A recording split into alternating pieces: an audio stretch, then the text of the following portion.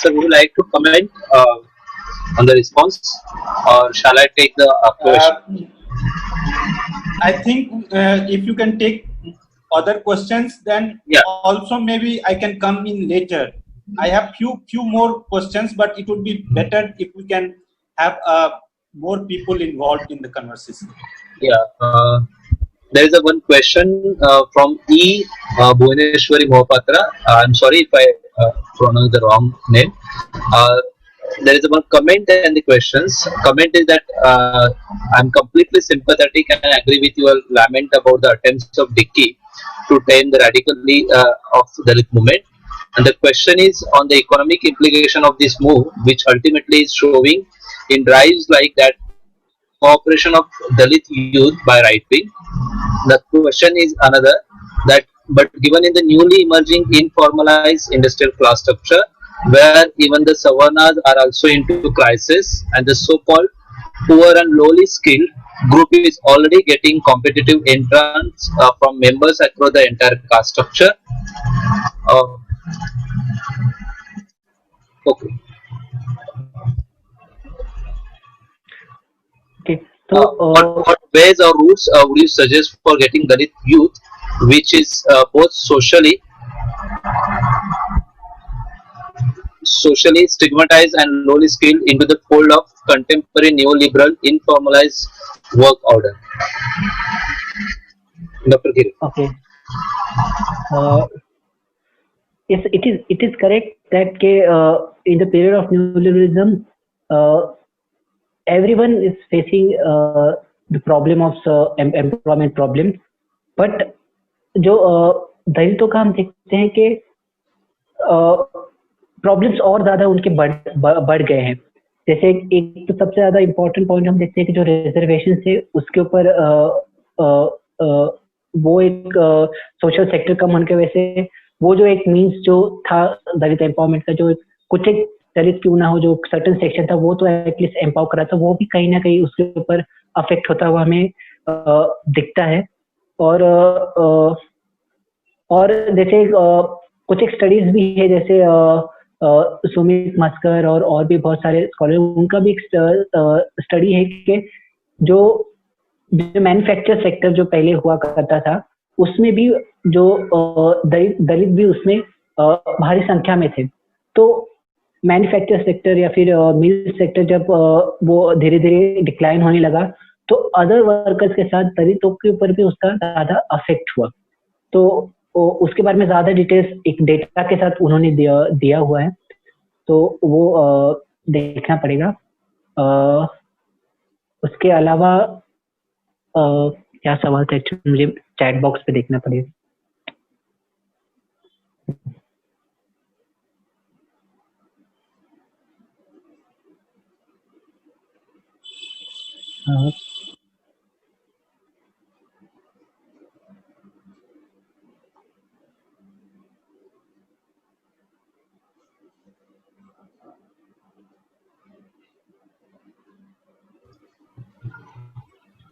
The basically question is, what ways or routes would you suggest for getting Dalit youth into the fold of the contemporary neoliberal informalized work order? I have to think about this, I guess.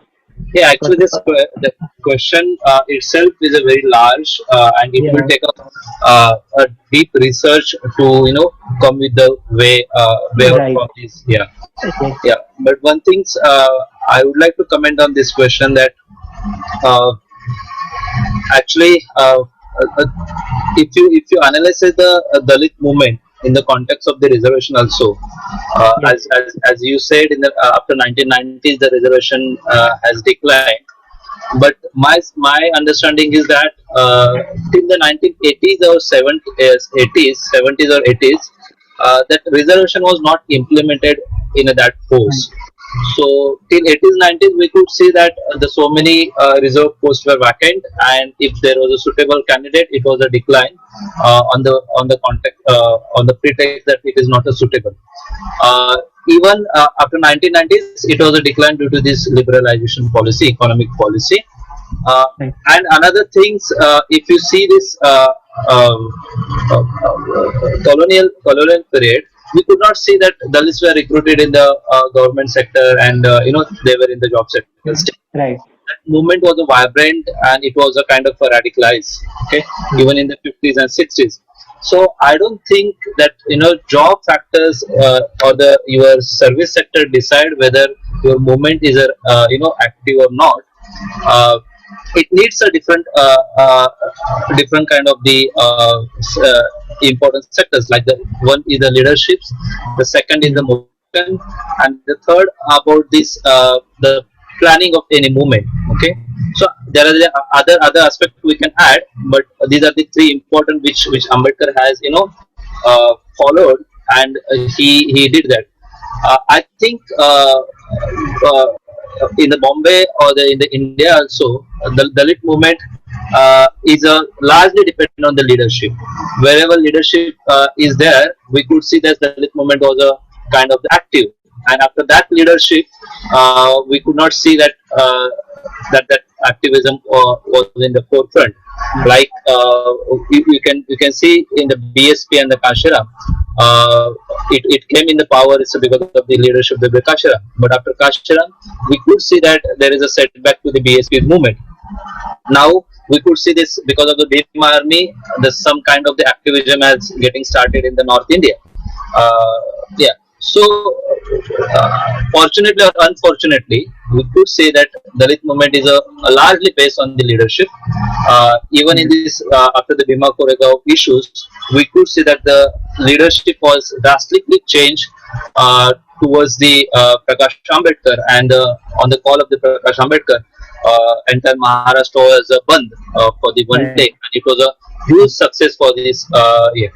And sometimes without leadership, also we could see the Dalit movement was active. Like this, if some like this, some atrocities has been taken place, and suddenly we could see that Maharashtra was banned. If this both Bange incident was happened, and this Maharashtra at that time, I don't think there was a leadership.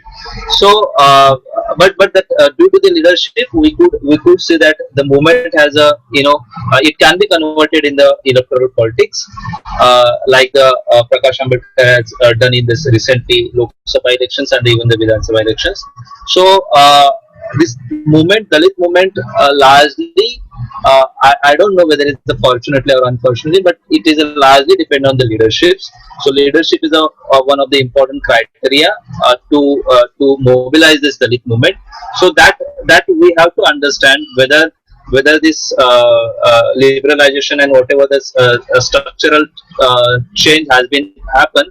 The leadership has to be developed, and that leadership has to understand the problems of the new kind of the workers who are they are in the contract basis. They are not getting the other salaries, other benefits which earlier used to get by the government, though it is a private. But we have to think and that is the one thing. And the second important things to understand is cities, Bombay cities, Dalit movement in the post 1990s. We have to think about basically we have to look into this, how the city has also changed for the like the in the question also it has changed also the Savarnas. It has also changed as this like we could see that this Maratha is asking for the reservations. Okay, so ultimately this policy has affected the Savarnas also. So the Savarnas is also in the line to demand for the reservation, though reservation will not solve their problems also, because if you see this in the entire workforce, hardly 2 to 3% workforce is the which can give the benefit of the reservations. Okay, rest of the 94 or 95, it is whether it is a private or whether it is an informal sectors. So but still reservation, the people has been mobilized that reservation is a solution for that. for the Dalits also and for the Savarnas also. So we have to look into that aspect also. Apart from the reservation, apart from the jobs, there are the so many lacunas in the Dalit politics also, the movement also. I think that will solve the problems of the Dalits also and the poor and the lowly skilled Savarnas also. I think now I will request sir to be a part of this discussions. Or Mm. Dr. Kiran can comment on this. No, I completely agree with your views, Baba Sahib, that on reservation and all these things. So I don't have other view on that. So if there are any other question, I would like to take. Dr. Sadan sir has some Yeah. questions. Okay. Yes, sir. Yeah. Thank you, Professor Babasaheb. No, I am quite satisfied with your responses to my first set of observations and comments and questions. Now I don't have a very coherent question, but while listening you, I was thinking this. Somewhere you said, while talking about post 1991 phase, and there you said that there is a kind of overarching dominance of ideology. So liberalization has become a kind of ideology itself. This is slightly, I'm trying to grasp the full implication of this, because normally what we conceive is that ideology is a subset of social structure, social reality. And when we conceptualize a whole phase turning into a kind of overarching presence, in terms of the overarching presence where it is itself not allowing other voices, like what we see in history in case of totalitarian regimes. What are we aiming at? Because in terms of our own research agenda, at one level this suits us, because now then we can say that we are having a new ideology which is not allowing the earlier ideology of agitation. It is replacing the earlier concerns, earlier spirit of the times. But I am not very sure here, because the other set of arguments can be made in which one can say that liberalization is actually destroying the ideology, the very core of any ideology. So it is actually making society ideology less, or it is eroding the possibilities of having any ideology at all. And so I'm trying to think about this proposition and some of the implications, perhaps also the limitations of this way of looking at 1991 phase. So here one thing is sure, and we all agree that the nature of politics has changed in this phase. But the struggle is how to conceptualize this change at broader level, how to get at a theoretical understanding of this change. Do you see? I mean, so that is one set of my concern. And the other set of concern which you handled quite well in the later part of your presentation when you were showing the problems inherent in the notion of Dalit capitalism itself, and where one of your respondents said that इससे कुछ लोग समृद्ध हो रहे हैं, कुछ लोग emancipate हो रहे हैं, at the cost of obviously a big chunk of people who are left where they were, because capitalism is inherently against any egalitarianism. And this is a forceful point for me, because on the other hand, the scholarship, one strand of scholarship coming from Dalit intellectuals, they have been arguing for the capitalism, Dalit capitalism, as the only solution for emancipation, Dalit emancipation. But here you have argued that that is not the case. It is not a panacea, but it has its own huge problems.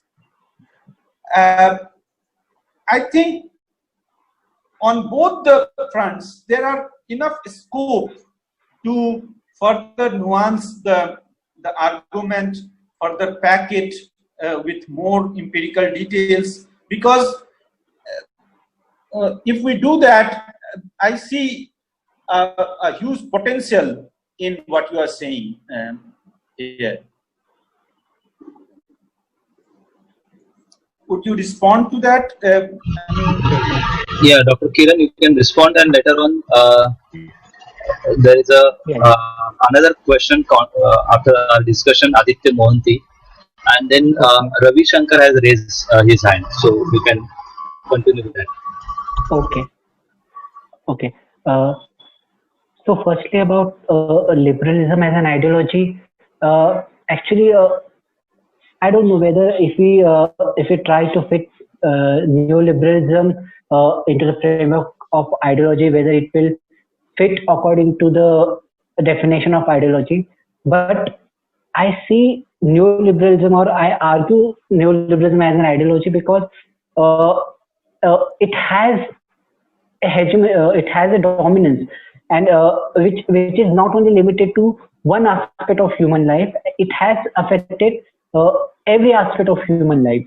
So one thing is very correct, and I agree with Sir's argument that neoliberalism is actually making ideology-less society. That is totally correct. But I see neoliberalism that it's an ideology like because it believes in extreme individualism, profit-seeking activities, or free market, consumerism.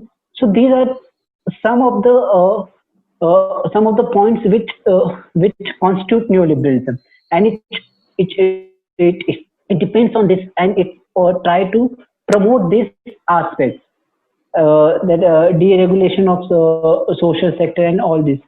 So this profit-seeking or profit-oriented perspective has become so much dominant that even not only the market, but we can also see the state itself is also promoting such kind of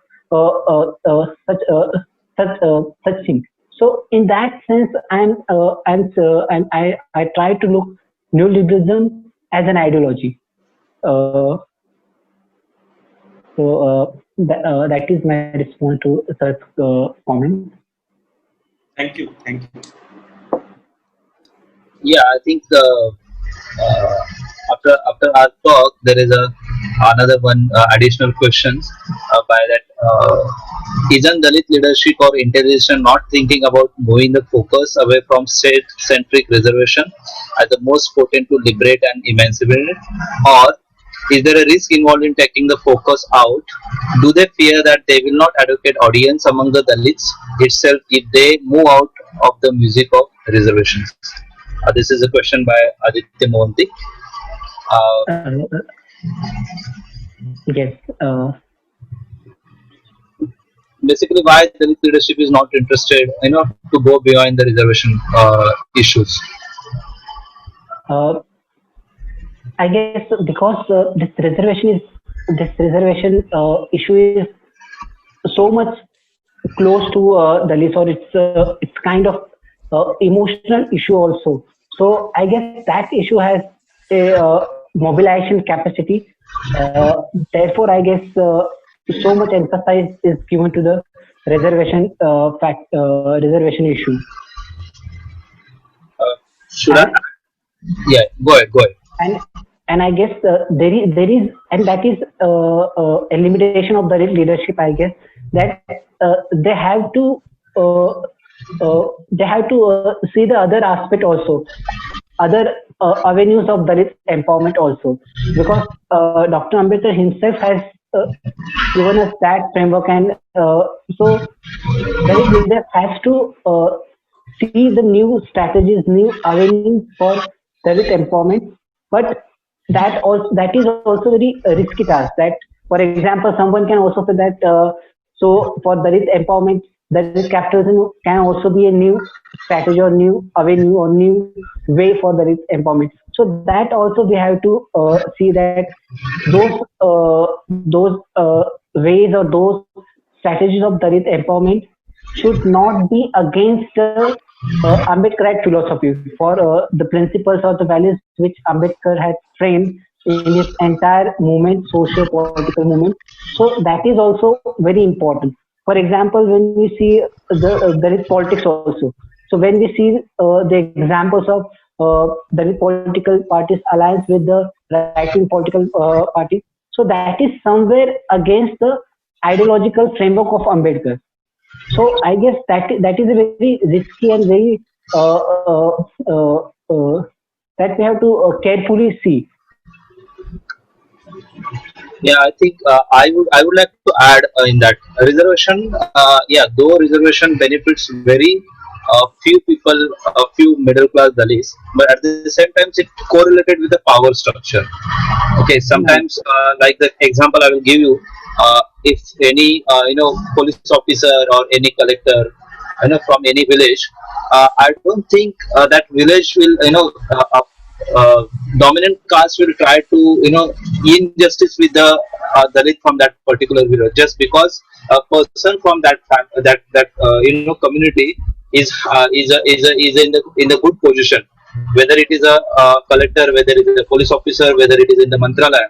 So that through that government job, it gives the structural power also, and that power is also important, though there are the very less number through that, but that power is also important for that Dalit movement.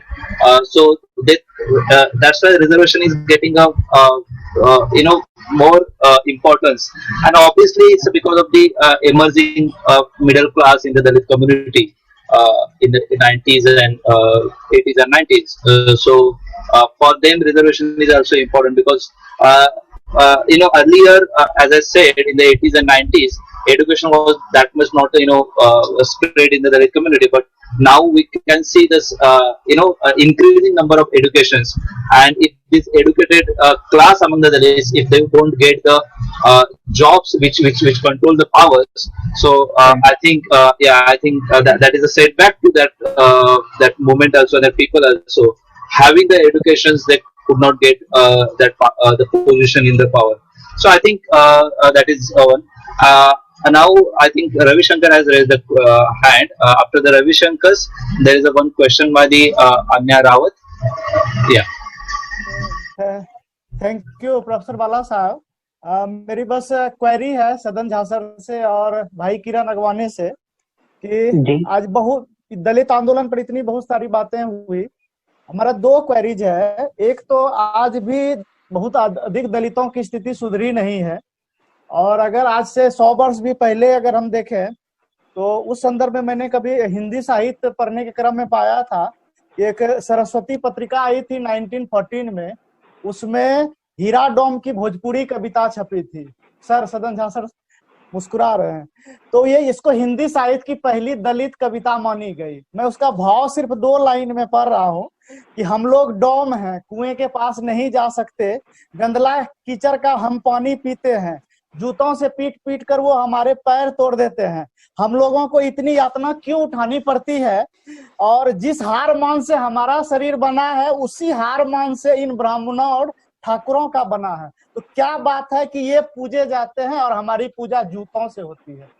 ये कविता 1914 की। तो क्या sir 106 साल बाद भी, 106 वर्ष पहले जो दलितों की स्थिति थी और आज 106 वर्ष बाद अगर इसमें बहुत अधिक सुधार तो हमें नहीं दिखाई पड़ता, क्योंकि आज भी दलित अपने हक मांगने के लिए खड़ा होता दिखाई देता है। अभी प्रोफेसर बाला साहब ने बहुत अच्छी बात करी।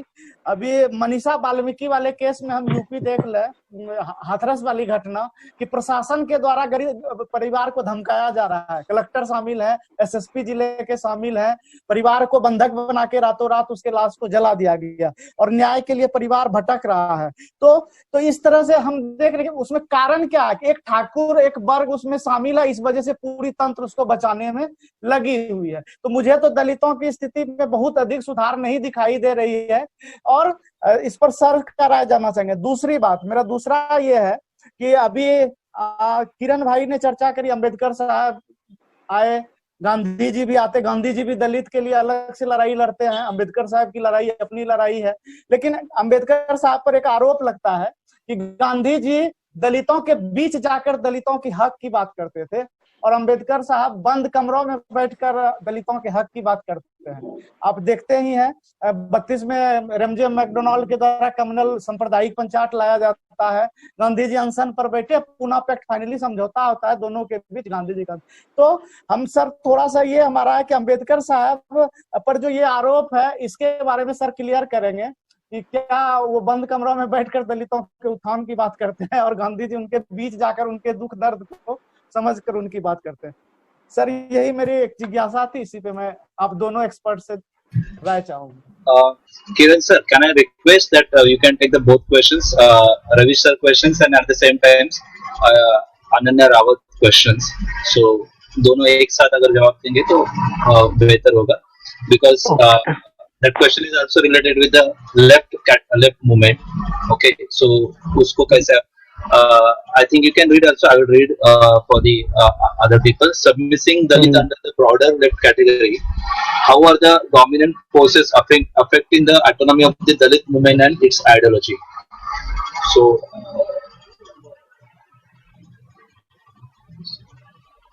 okay.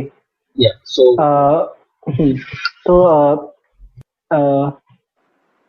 रवि सर का जो क्वेश्चन था, तो मुझे तो नहीं लगता कि अंबेडकर एक बंद कमरे में रह के दलितों के राइट्स के बारे में बात करते थे, क्योंकि हम उनके पूरे एंटायर जर्नी को देखें, उनके मूवमेंट के ट्रैजेक्टरी को देखें, तो उसमें हम देखते हैं कि Ambedkar was very much related to the masses. अगर कई बार अगर वो डायरेक्टली नहीं जा पा रहे तो उनके राइटिंग्स के थ्रू वो मासेस में रहते थे। जैसे उन्होंने जितने भी पीरियोडिकल शुरू किए वो मराठी में लिखते थे, इंग्लिश में भी लिखते थे। जो मुकनायक थे, उस मुकनायक और सामना और जितने भी पीरियोडिकल थे उसमें जो वो एडिटोरियल लिखते थे, अग्रलेख लिखते थे, तो उसके जरिए भी वो मासेस से ही बात करना चाह रहे थे। तो और जहां तक कि ये बात हो रही है कि वो बंद कमरे में, तो वहां जैसे हम देखते हैं कि अंबेडकर ने अपने पूरे मूवमेंट में अलग अलग स्ट्रैटेजीज यूज किए कि किस तरीके से अंबेडकर दलितों का एम्पावरमेंट किया जाए। तो उसके लिए हम देखते हैं कि उन्होंने कई बार अपने पोजीशंस को भी बदला या फिर नए तरीके भी उन्होंने चुने हैं। तो अगर ब्रिटिशर्स से अगर उन्हें पता था कि ब्रिटिशर्स से अगर दलितों का अगर एम्पावरमेंट हो सकता है, उनके राइट्स मिल सकते हैं, तो उस तरीके से वो डील करते थे। जहाँ पे उन्हें पता था कि नहीं, अभी वक्त है कि मासेस के साथ बात करनी है, मासेस के साथ मुझे डील करना है, उनके साथ बात करना है, तो वहां पे वो भाषण भी देते थे और जब जरूरत पड़े तो अपने राइटिंग के जरिए भी वो मासेस के साथ रहते थे। तो वो एक अलग अलग, मतलब उनकी एक स्ट्रैटेजी थी एक मूवमेंट के बारे में। और दूसरा जो सवाल है वो मैं कितना समझ पा रहा हूँ मुझे पता नहीं, लेकिन जो मैं बात कहना चाहता हूँ कि लेफ्ट मूवमेंट और दलित मूवमेंट हेलो, या सॉरी, लेफ्ट मूवमेंट और दलित मूवमेंट, या लेफ्ट मूवमेंट और दलित मूवमेंट के बीच में हम देखते हैं कि पहले से ही एक जो डिबेट जो है एक पहले से ही चलता आ रहा है, और ये जो एक मतलब बहुत ओल्ड डिबेट है कि किस तरीके से लेफ्ट मूवमेंट दलित मूवमेंट के मतलब लेफ्ट मूवमेंट उसे एप्रोप्रिएट करना चाह रहा है दलित मूवमेंट को, या फिर किस तरीके से वो नहीं आगे बढ़ पा रहा है, या फिर वो कास्ट के क्वेश्चन को नहीं उतना इफेक्टिवली ले पा रहा है। तो वो एक बहुत लंबा और एक बहुत ओल्ड एक क्वेश्चन है जो आज तक हम वो उसके बारे में डिस्कस कर रहे हैं। अम्बेडकर ने भी डॉक्टर अम्बेडकर ने भी इसके बारे में कई बार कहा है, लिखा भी है, और उनका भी एक अपना पॉइंट ऑफ व्यू था, पर्सपेक्टिव था इस इशू को लेकर। तो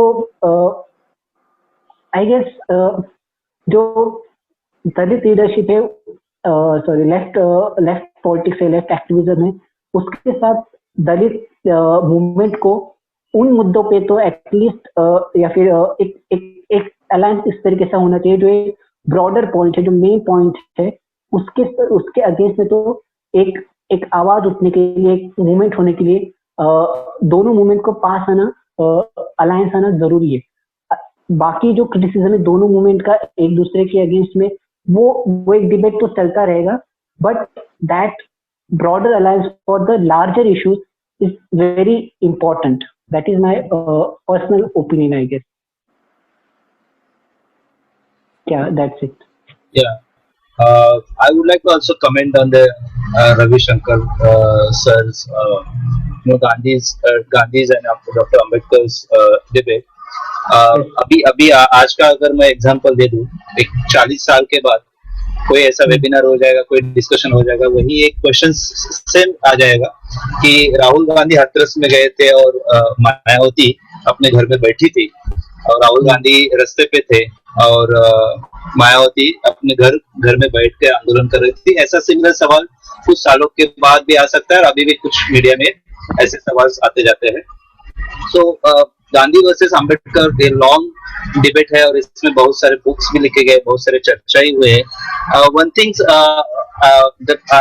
आपको अंडरस्टैंड करना पड़ेगा कि Ambedkar movement was not basically जो भी उन्होंने मूवमेंट चलाई है वो एक आत्मविश्वास की मूवमेंट थी, दलितों में आत्मविश्वास जगाने की मूवमेंट थी। और अगर गांधी जी की अगर मूवमेंट अगर आपको देखना है तो उनको हिंदू फोल्ड में दलितों को लाना था। सो और अम्बेडकर की मूवमेंट वैसी नहीं थी। अगर आप नाम पे भी जाएंगे तो Ambedkar Dalit Gandhi ji used to call the Dalit as the Harijan. Okay, so Hari के जन हरि के बच्चे हैं। So Ambedkar always asked that अगर हम हरि के बच्चे हैं, हम भगवान के बच्चे, आप कौन हैं? सो you know that politics was different in that context also, though we could not deny that Gandhiji has some kind of apathy towards the Dalit movement. He was not kind of totally against with the Dalit movement, but at the same time whatever he was doing, it was not a radical for the upliftment of the Dalit movement, and Ambedkar was in a radical whatever his ideology, his movement was in the radical sense. So we have to understand that perspective, and ultimately what Ambedkar did for the Dalits, the history knows about that. Okay, and what kind of the he tried for the come out from these operations. His contribution is a well. दूसरा जो सवाल है left का है, so in the context of the Bombay we have to understand that in the time of the Dalit Panther there was an alliance between the communist and the Dalit Panther and Dalit movements, but what my understanding about that the communist movement can lead the Dalit movement, but until and unless it should give the leadership, leadership to the Dalit movement in the communist communist movement also. Because now if you see this, only I think D. Raja is one Dalit among the communist Politburo. Even in this in the Bombay's scenario, we could see that communists were getting elected on the votes of the Dalits in the Valli. It was a Valli Lok Sabha, the Valli Vidhan Sabha. In the 1974 election was happened, that the Dalits and the communists has came together, but who was the leader? So the leader of the what kind of which representation in the communist was given uh, for the dominant caste. So that was a basic lacuna among the communist representation and the caste dominant caste. That is the problem in the communist. I think once nowadays communist has agreed on the caste discourse, and they have accepted the caste reality. Though earlier they had accepted the caste reality, but openly they didn't talk on the caste reality. So they were thinking that class is the only problem, and we can talk on the class. Even the Annabhau Sati, who was the staunch communist, leader. Leader in the 1940s or 1950s, but at the end of his life, he left the communist movement, and he thought Ambedkar was right. Okay, so we have to understand the experience of the Dalit community in the communist movement, and in that way we have to understand the communist and the Dalit discourse. So I think I will stop here. If anything, Dr. Jha sir want to comment on this, and we can go for the conclusion. Yeah, just a few remarks, perhaps responding to Professor Ravi's, because he also addressed me. Professor Ravi, आपका सवाल बहुत व्यापक है, बहुत बड़ा सवाल है, और ये त्रासदपूर्ण है. 100 साल हो गए उस कविता को, 105 साल, और अभी भी सामाजिक स्थिति जस की तस है. तो ये बात तो है, लेकिन साथ ही यदि इसको एक शोधार्थी के सवाल के रूप में तब्दील करके देखें आपके सवाल को, तो मेरा जो जवाब होगा वो दोनों स्तर पर होगा. निराशा के स्तर पर भी होगा, लेकिन साथ ही मैं यह भी मानने को तैयार हूं कि ऐसा नहीं है कि कुछ भी नहीं बदला, क्योंकि इतिहास में बदलाव की प्रक्रिया तो है, बदलाव निरंतर है. भले ही वह बदलाव भिन्न भिन्न सामाजिक वर्गों को अलग अलग तरीके से प्रभावित करती है. तो और यह भी सच्चाई है कि यह जो जिसे हम बदलाव कह सकते हैं वो प्रक्रिया बहुत धीमी है. लेकिन यदि ये कह दें, ये मान लें कि कुछ भी नहीं बदला, तो वो भी मैं स्वीकार करने को तैयार नहीं हूं, क्योंकि हम आज जिस तरह से बहस कर रहे हैं, जिस तरह से मुद्दे को उठा रहे हैं, जिस गहराई से उठा रहे हैं, भले ही इसकी सामाजिक इसका परिणाम बहुत विस्तार नहीं ले, लेकिन इसका असर तो होगा, और इसका असर होगा इसीलिए हम बात कर रहे हैं. तो बात करना और मुद्दों को उठाना जरूरी है, मुझे लगता है. उसके सामाजिक परिणाम क्या तुरंत दिखाई देंगे, मुझे नहीं लगता है. और वहां मैं आपसे पूर्णतः सहमत हूं कि 100 साल हो गए, लेकिन वो मुद्दे वैसे के वैसे ही हैं. लेकिन मैं आशावादी हूं. जी, thank you sir. Now I would like to request to Dr. Kiran to make a concluding talk of his lectures, and then I will request Dr. Ravi sir to, from the organization, you can conclude. Okay, I would like to thank the entire group and the entire team, and I would also like to thank Dr. Sadan Jha sir for such a good observations, and that will definitely enhance our understanding of Dalit movement in the city of Bombay. And also Baba Saheb Kamre's comments were also useful and very beneficial. So it will definitely enlarge our discourse and our discussion about the Dalit movement. And I guess that is important. This discussion, this deliberation, this kind of debate is very important. And I also would like to thank the entire audience and the listeners who listened to this talk very attentively, and they also actively asked questions and they also participated in the talk. So I would like to thank them. Thank you very much. Yeah, on the behalf of three of us, we are grateful to GSAR for giving us this opportunity.